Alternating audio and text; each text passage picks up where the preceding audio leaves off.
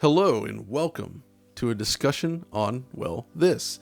This is Marbles RTX, a demo that Nvidia showcased just last year and again recently with a night variation. This is a fully path-traced renderer running within Nvidia Omniverse. And, well, it's finally available to the public for toying around with, and that's exactly what we're here to do today.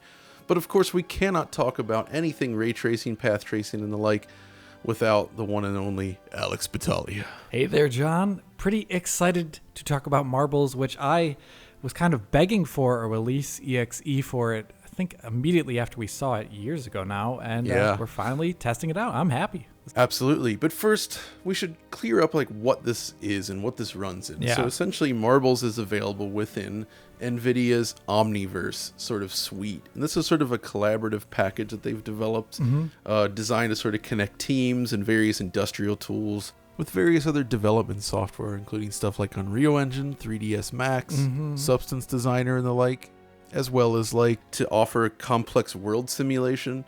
And all of this is done with their real-time path tracer. Yeah. Of which there are even two modes in this one. There's a real-time, as they call it, path tracer, which is focused more on speed, and then they have the reference grade path tracer, which is a little bit slower but more robust, I guess. Yeah, it's kind of like the interactive path tracer for you being able to test out the simulations in real time, and then I presume this kind of other path tracer that is focused purely on quality. And that's something we can talk about later on when we actually talk about the graphics, the difference between these two path tracers. But it seems like essentially one is based on speed and the other one's based on quality. But in the case of Marbles, which is downloadable through the Omniverse system, that seems to use the real-time one rather than the slower one, because as we'll see later, the slower path tracer does have noticeable artifacts because it takes time to actually form the complete frame. So Marbles then.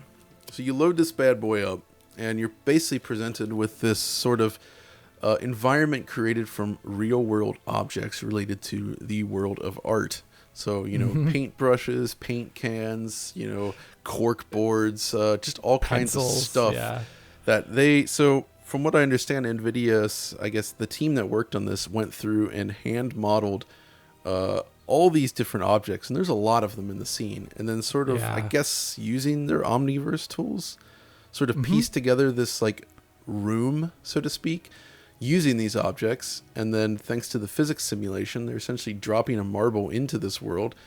And by defining, you can define all the physics properties of different objects in the world, whether it's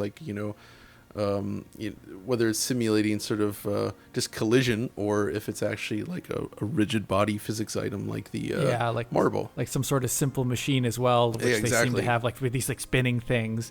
A really cool thing about the models that I really liked when watching their GTC presentation that they also mentioned there was essentially, if you remember, Unreal Engine 5 was shown off recently last year, around this time actually, and a big part of Unreal Engine 5 is this Nanite system, which is going to be used presumably when games that use UE5 come out to get an infinite level of detail, essentially for kind of static, rigid body objects. So you could zoom in really quickly, like they show in that UE5 demo, to a rock on the ground, and you'll see that it actually deforms and looks, the detail doesn't break down so much. That is using a very specific kind of system that Epic set up, wholly custom to their engine. This version of Marbles and Omniverse here is actually doing something very similar according to their presentation. They haven't described exactly how they've implemented it, but it's using the open subdiv format, which is essentially a way to get an infinite level of detail on a geometric edge by setting up a specific loop. You click on the edge and you say okay, this edge needs to have an infinite level of detail when you zoom in. That's essentially how it works. And that's rendering real time on the GPU, and I'm presuming not using standard GPU tessellation. That's very interesting because this is a format that has been used in film, and it actually comes from Pixar, I believe. That's right. And it's just really cool to see in real time. And so that's why when we get really close, like the camera is so zoomed in here in this Marbles RTX demo that it looks like the detail doesn't break down at all at any moment. There's like no edges. Yeah, it's almost very cool. Gives you that perception of the dream of one triangle per pixel almost. You know what I mean? Yeah. Where it just feels like there is no loss of detail on any of the objects in this scene. Which, combined with their material system and the path tracing, of course, it kind of gives you this impression that you're looking at real-world objects to a degree. It's very cool. Although they did make one concession, I suppose, in favor of performance, and that's the way they handle translucency. Yeah. So you might have noticed, naturally you would have expected this transparent marble to have visible caustics as the light passes through it. That's not the case, and we also, there's various reflective translucent materials in here, such as glass. And it seems to me that what they're doing here is they're using some sort of screen space technique, using a radiance buffer to sort of like layer that into the scene. They're still using ray calculations to figure out where it should be reprojected, but it is sort of a cheaper solution to translucency, and this is something that would be interesting to see with their more robust path tracer. I'm not sure. I think it does seem to handle translucency differently, but that is not fast enough here for this game. It is a bit of a shame for this Omniverse demo that you can't turn on the progressive path tracer, as they call it, and just like see what this would look like with perfect materials, perfect image quality after letting the camera sit still for 5 to 10 seconds. It would be interesting to see that. But I'm also, I do wonder if in the future they're going to add in some level of real-time caustics or real-time approximation of caustics, because there have been renderers that we've seen in the past, like Quake 2 RTX, or even technically Minecraft RTX when you go underwater. That's right, yeah. They do have like an approximation of what caustics look like. So it would be really interesting to see if they could add that to the Omniverse renderer in time. But to be fair, that's really the only, I guess, limitation that I'm seeing here, where, because it's a path tracer, we get perfect simulation of the light and shadows and reflections in a way that I don't think we've actually seen this in real time before, where you have such a dense scene with such accurate, lighting and shadows due to the path tracing. Yeah, presented in real time like this. It's unbelievable. Yeah, it really holds up really well, and I was kind of surprised by that, how well the denoiser manages this really complex geometry and this faster movement of the marble. It doesn't really break down. There's perhaps a tiny bit of ghosting in like a shadow region, but that's kind of almost expected at this point. Actually, we should quickly mention, so you can change the marble type. Oh, that's cool. So it's defaulted to this little glass Nvidia marble, right? But there's different types of materials. Like there's a perfectly reflective metallic sphere, for instance. Cool. And when you roll that around, you actually can see a little bit of trailing from the denoiser breaking down there. But it's honestly quite minimal. But my favorite, though, is this marble. It's the flame marble, essentially, where they're generating this sort of flame effect, this three-dimensional flame effect around the marble. That's cool. Which looks unbelievable. It's looks to me like a real, like a fluid simulation of some sort. Yeah, I guess Nvidia does have this like flow tool set or something like that. It's like the, I don't know, branch off of PhysX that came out a while ago and hasn't really been used in games, but it's kind of like, in terms of other next-gen stuff that's going on here, it is really cool to see what looks like a flame simulation, kind of like we saw back in the day when they initially showed off Phanta Ray engine with Deep Down, if you remember that. Yep. The good old days when tech was cool. No. Yeah, this is just kind of just a really awesome sandbox to show off lighting and physics in a really cool way, and I'm just loving testing it out. I guess this is where we should, instead of just gushing about the graphics the whole time, we should talk about how we did end up playing this, actually, because it's not like we're playing on everyday rigs here. No, so obviously, being that this is not intended as like a general purpose game, it is part of the Omniverse renderer. So obviously that comes with some requirements in terms of the hardware you're using. Now, we haven't actually tested this on a range of rigs here for this demo purposes, so I'm actually not entirely sure how, like, I suspect this would not work on anything non-Nvidia, as you would expect, and that's fair. But there's also, the VRAM requirements are exceptionally high for this game. It does seem to require a lot of VRAM, and it uses a lot of it while you're using it. But I do get the impression that some folks were able to work around this on RTX GPUs with slightly less VRAM, which I think kind of brings us to this config file buried within the game's data folders. And we kind of use this to toy around with some of the settings, specifically because it seems like the game simulation sort of targets a specific frame rate target. Yeah. And so if you disable the frame rate target, at least on my system, and I think it's similar for you, I'm pretty much at the 70 to 80 frames per second range with using, I guess, around 1620p. Yeah, that's basically what I get to. Yeah. So it's fast, but as you can see, when you do this, the Marble physics actually kind of break down, and there are adjustments to be made to the simulation, but we weren't able to get it to actually work at a higher frame rate because by default, they've selected 48 frames per second as the cap, which so you kind of noted, Alex, that when they first showed this demo, it was actually designed to run at 24 frames per second, so they essentially doubled that now. And it does run faster, but 48, it actually works great on a G-Sync monitor, but it does not work great on non-G-Sync. You get lots of jutter. So for this video, actually, I captured most of this at 30 frames per second.